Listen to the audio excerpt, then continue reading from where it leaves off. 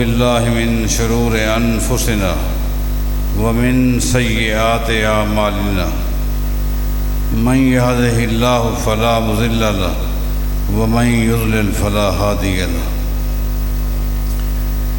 وأشهد أن لا إله إلا الله وحده لا شريك له وأشهد أن محمدا عبده ورسوله أما بعد فإن خير الحديث كتاب الله وخير الهدي هدي محمد صلى الله عليه وسلم وشر الأمور محدثاتها وكل محدثة بدعة وكل بدعة ضلالة وكل ضلالة في النار.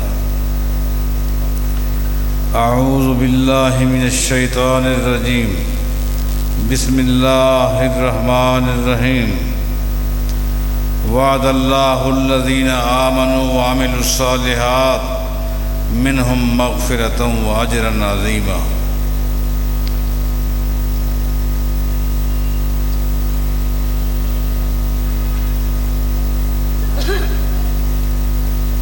بڑی علمی، فکری اور منہجی گفتگو علماء کرام سے سن رہے تھے اور دل سے دعا نکل رہی تھی، اللہ تعالیٰ میری جماعت کے ان علماء کو لمبی عمر، ایمان اور سلامتی نصیب فرمائے۔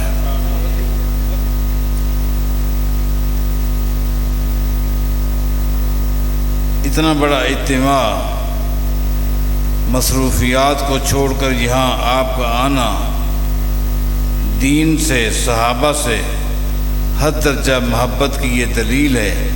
اللہ تعالیٰ تا حیات اس محبت کو قائم فرمائے۔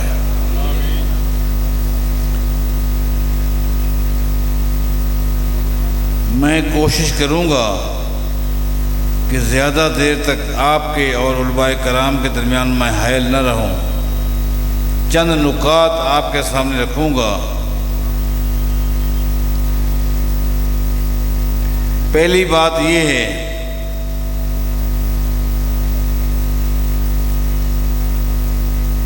صحابیت ایک ایسا مقام ہے جس کا محنت کے ساتھ، کوشش کے ساتھ کوئی تعلق نہیں۔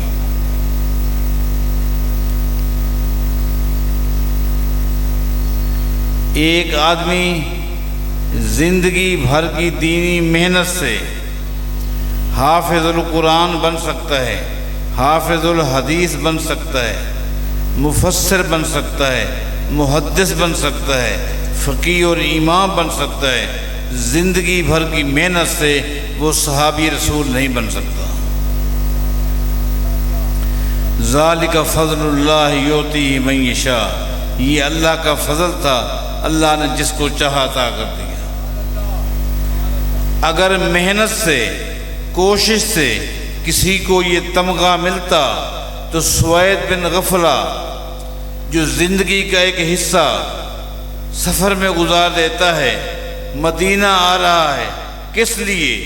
ایمان قبول کر چکا ہے، عقیدہ معلوم کر چکا ہے، اعمال جانتا ہے، لیکن صرف صحابہ کی فہرست میں شامل ہونے کے لیے چلا، اور جب مدینہ پہنچا صحابہ سے پوچھا نبی علیہ السلام کے بارے، اس کو بتایا گیا 1 ہفتہ پہلے اللہ کے نبی فوت ہو گئے۔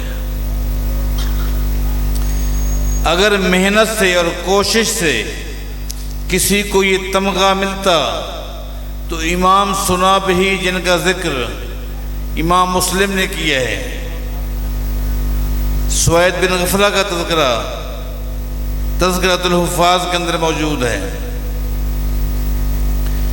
امام سنا بھی چلتے چلتے بڑے مطمئن ہیں، بڑے خوش ہیں، بہت جلد مدینہ میں پہنچوں گا، نبی علیہ السلام سے ملاقات کروں گا، صحابہ کی فہرست میں شامل ہو جاؤں گا۔ مدینہ پہنچا، دیکھا سامنے صحابہ کرام کی ایک جماعت مدینے کی ایک گلی سے آ رہی تھی۔ پوچھا نبی علیہ السلام کہاں ملیں گے؟ انہوں نے بتایا نبی علیہ السلام کو ابھی ہم دفنا کر اپنے گھروں میں جا رہے ہیں۔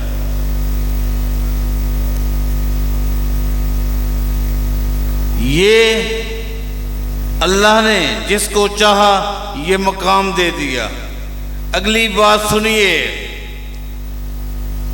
بعض صحابہ کے ایسے بھی گھرانے ہیں کہ جن گھرانوں کی دو دو پشتیں صحابہ ہیں، باپ بھی صحابی، بیٹا بھی صحابی۔ مجھے صحابہ کے چند گھرانے ایسے بھی ملے ہیں جن کی 3 پشتیں صحابہ ہیں، باپ بھی صحابی، بیٹا بھی صحابی، پوتا بھی صحابی۔ حضرات، میں نے صحابہ کی سیرت کا مطالعہ کیا، مجھے ایک گھرانہ ایسا ملا ہے، اس اعزاز کو کون چھین سکتا ہے؟ ایک گھرانہ ایسا ملا ہے جس گھرانے کی 4 پشتیں صحابہ، اور یہ گھرانہ ابو بکر صدیق کا ہے رضی اللہ۔ ابو قحافہ صحابی، ابو قحافہ کا بیٹا ابو بکر صدیق صحابی، ابو بکر صدیق کا بیٹا عبد الرحمن صحابی، عبد الرحمن کا بیٹا محمد صحابی۔ یہ جو اعزاز اللہ نے دیے ہیں اس کا کوئی محنت سے تعلق نہیں۔ ذالک فضل اللہ یؤتیہ من یشاء، یہ تو اللہ نے ان کو مقام دیا، کون چھین سکتا ہے؟ حضرات، میں اس بات کو بھی واضح کرنا چاہتا ہوں کہ 2 سیرتیں ہیں، ایک ہے سیرت مصطفیٰ صلی اللہ علیہ وسلم اور دوسری ہے سیرت صحابہ رضی اللہ عنہ۔ سنو، اس بات کو اپنے ذہن میں بٹھا لو، سیرت مصطفیٰ، سیرت صحابہ، یہ دونوں سیرتیں آپس میں لازم ملزوم ہیں۔ یہ دونوں لازم اور ملزوم ہیں۔ لازم ملزوم کا معنی یہ ہے، مسلمان بننے کے لیے، مومن بننے کے لیے ان دونوں سیرتوں پر ایمان لانا ضروری ہے۔ اگر کوئی دنیا کا شخص ان 2 سیرتوں میں سے ایک کو مانتا ہے، دوسرے کو نہیں مانتا، اس کا دین سے کوئی تعلق نہیں۔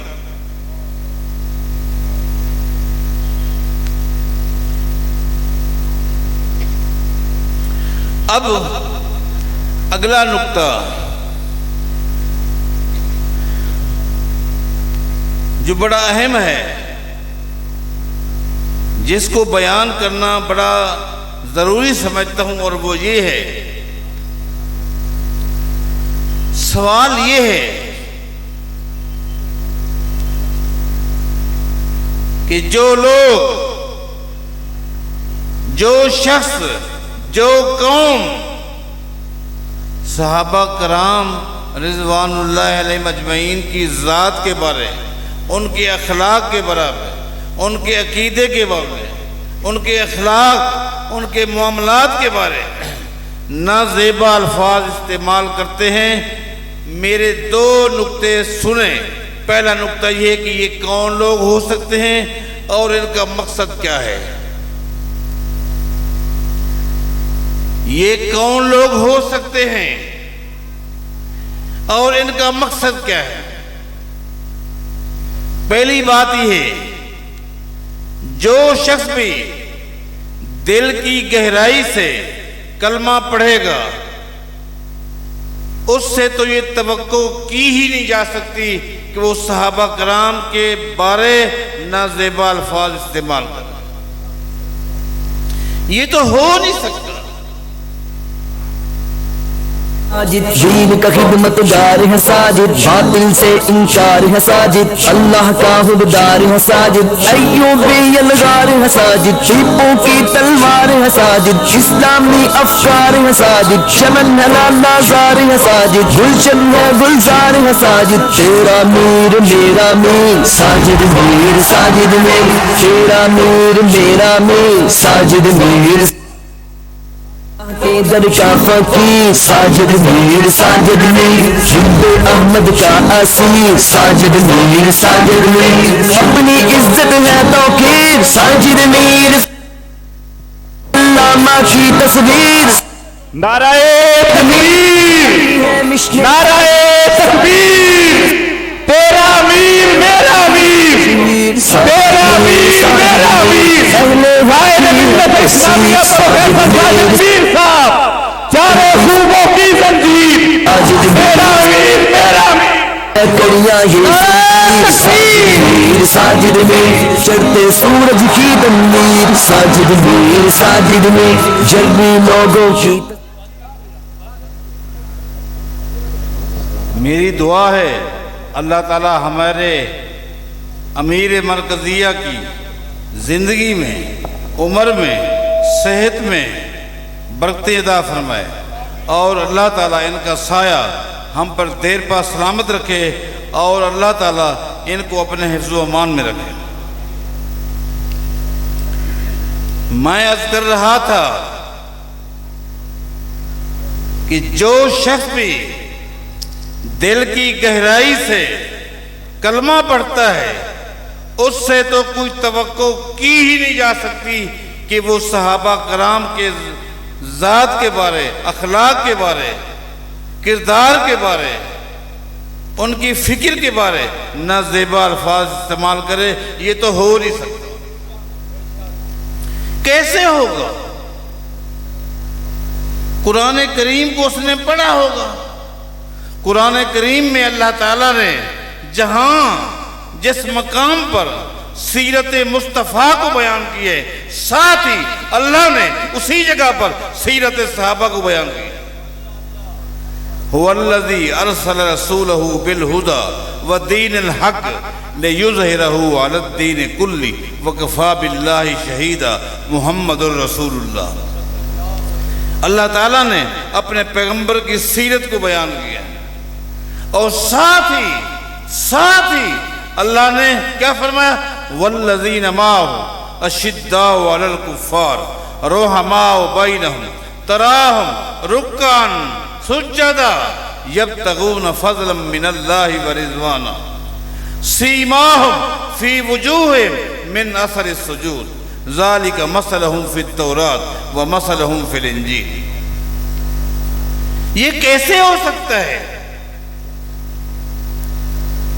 اس سے تو توقع کی ہی نہیں جا سکتی۔ وہ تو قرآن کریم کو پڑھ چکا ہے، سمجھ چکا ہے۔ اللہ نے اس جماعت کے لیے دو عظیم وعدے کیے ہیں۔ وعد اللہ الذین آمنوا وعملوا الصالحات منہم مغفرۃ واجرا عظیما۔ اللہ نے صحابہ کے ساتھ دو وعدے کیے ہیں، ایک بخشش کا وعدہ کیا اور دوسرا اجر عظیم کا وعدہ کیا۔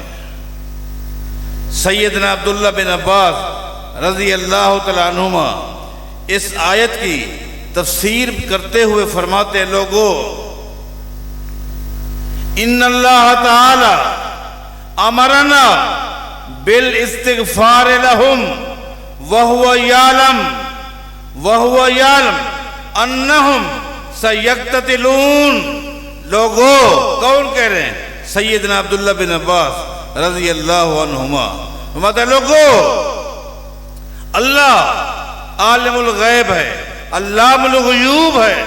اللہ کو پتا تھا، اللہ جانتا تھا کہ صحابہ سے بھی غلطیاں ہوں گی، اللہ جانتا تھا کہ صحابہ کے درمیان بھی اختلافات ہوں گے، اس کے باوجود بھی اللہ نے فرمایا میں نے ان کو معاف کر دیا۔ پھر بھی اللہ نے فرمایا کہ میں نے ان کو معاف کر دیا۔ اب قرآن کریم پڑھنے والے، دل کی گہرائی سے اسلام لانے والے، وہ تو صحابہ کے بارے نازیبا الفاظ استعمال نہیں کر سکتے۔ تو میرا اب جو سوال ہے اس پر آپ غور کریں کہ یہ لوگ کون ہو سکتے ہیں اور ان کے مقاصد کیا ہیں۔ آئیے اس کے لیے میں ایک عظیم محدث امام ابو زرع الرازی رحمہ اللہ کا ایک قول آپ کو سنا دیتا ہوں جس میں پوری وضاحت آ جاتی ہے۔ فرماتے ہیں امام ذہبی اس قول کو لے کر آئے ہیں سیر کے اندر، اذا رأیت الرجل ینتقص احدم من اصحاب رسول اللہ صلی اللہ علیہ وسلم وعلم انہو زندیق۔ پہلی بات یہ ہے، اگر کسی شخص کو دیکھو، کسی قوم کو دیکھو کہ وہ صحابہ کرام یا کسی ایک صحابی کے بارے بھی نازیبا الفاظ استعمال کرتا ہے تو یقین کر لینا کہ یہ شخص زندیق ہے، یہ شخص زندیق ہے۔ بھلے اپنے آپ کو وہ کچھ کہے، کسی بھی لقب کے ساتھ وہ ملقب ہو، لیکن فرمایا کہ انہو زندیق، وہ زندیق ہے۔ آپ کو پتہ ہے کہ زندیق کسے کہتے ہیں؟ جو شخص اپنی باتوں کو، اپنے اقوال کو، اپنی خواہشات کو دین کا درجہ دے، دین کا درجہ دے، اپنی باتوں کو حدیث کا ہے، یہ شخص زندیق ہے۔ خلیفہ ہارون الرشید کے دور میں ایک زندیق کو پکڑا گیا۔ خلیفہ ہارون الرشید نے کہا اس کو قتل کر دو، فَأَمَرَ بِقَتْلِهِ، اس زندیق کو قتل کر دو۔ اس شخص نے کہا یا امیر المومنین این انت عن 4,000 احادیث قد وضعتها فیکم۔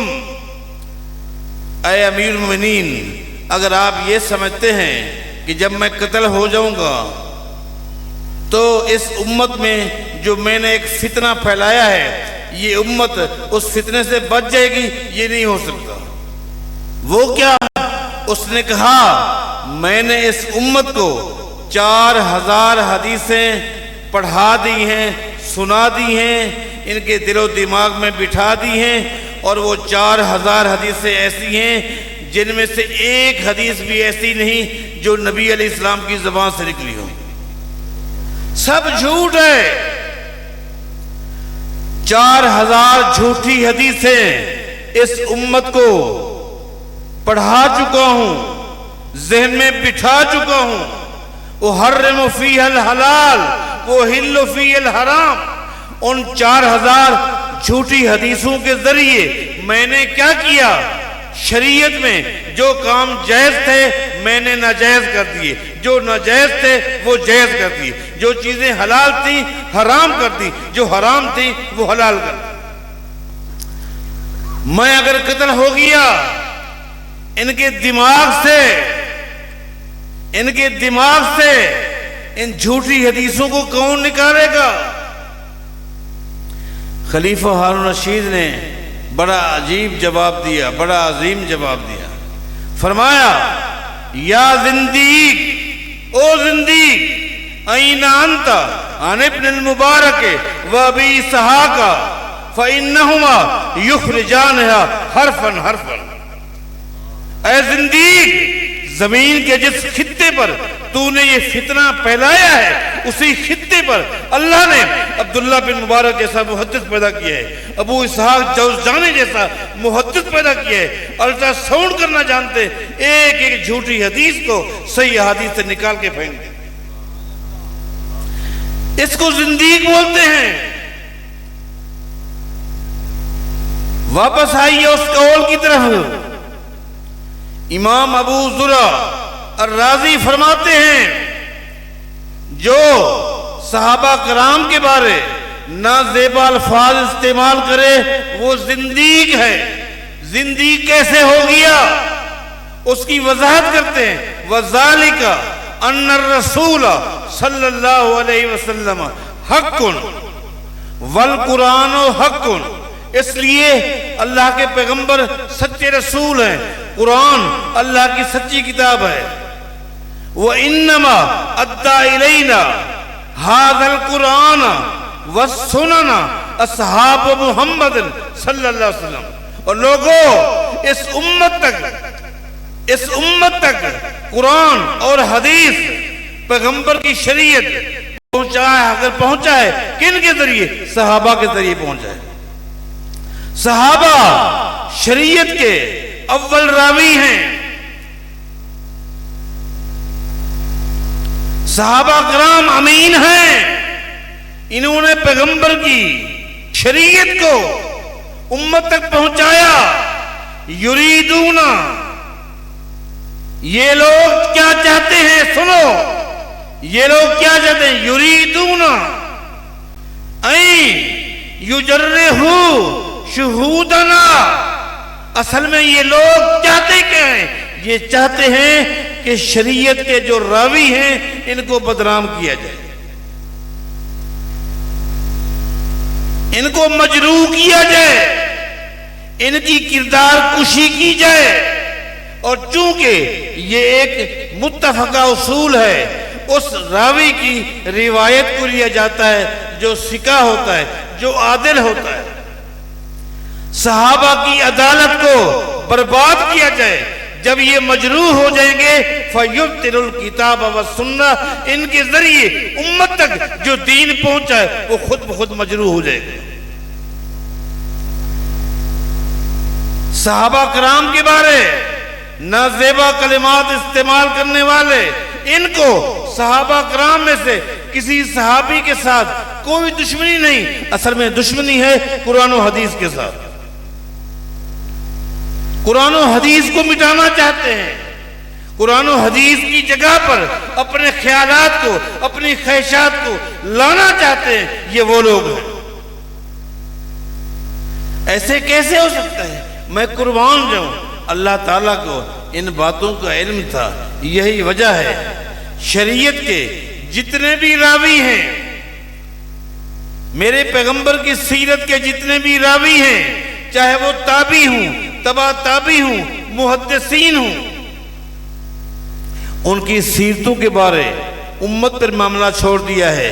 راویوں کو چیک کریں، ثقہ ہے کہ نہیں، ضعیف ہے، مدلس ہے. یہ معاملہ امت پہ چھوڑ دیا گیا. لیکن جہاں معاملہ صحابہ کا ہے تو صحابہ کے معاملے کو اللہ نے امت پر نہیں چھوڑا، بلکہ فرمایا وَكَذَلِكَ جَعَلْنَاكُمْ أُمَّةً وَسَطًا. اللہ نے فرمایا جہاں تک معاملہ صحابہ کا ہے تو ان کی عدالت کا میں رب گواہ ہوں. اس لیے ایک اصول ہے الصحابۃ کلھم عدول، تمام صحابہ عادل ہیں. کسی ایک صحابی کے ذات کے بارے میں اس طرح کے جملے استعمال کرنا اپنے ایمان کو، اپنے عمل کو برباد کرنے والی بات ہے. میں مزید تفصیلی گفتگو نہیں کرنا چاہتا. علماء کرام اسٹیج پر موجود ہیں اور یہ تقاریر کا سلسلہ جاری رہے گا. اور بالخصوص امیر محترم حافظہ اللہ تشریف لا چکے ہیں. ان کے آ جانے کے بعد اذا جال ماؤ بطل تیمم، جب پانی آ جاتا ہے تو تیمم کا حکم ختم ہو جاتا ہے. لہذا میں انہی کلمات پر اکتفا کرتا ہوں. دل جمی کے ساتھ آپ کو میری بات سمجھ آئی یا نہ آئی، لیکن آپ نے میرا احترام کیا، آپ سنتے رہے. اللہ تعالیٰ صحابہ کے ساتھ ہمیں کما حق ہو تعلق، محبت اور انہی کے عقیدے پہ چلنے کی توفیق عطا فرمائے. اقول قولی ھذا وآخر دعوانا الحمدللہ رب العالمین.